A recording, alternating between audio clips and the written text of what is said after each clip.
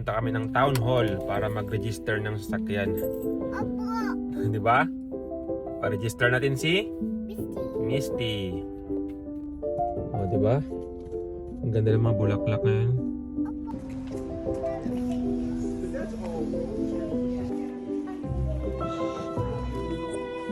Oh, ayan. It's for registration. Card.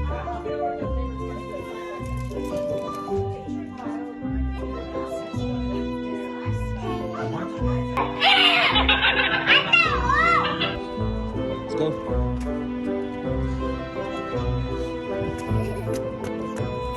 Nakakatapos lang namin magpa-register. Sobrang bilis lang. Magbabayad ka lang. Tapos na. Sobrang bilis. Ito yung binayaran namin na $554 for this year.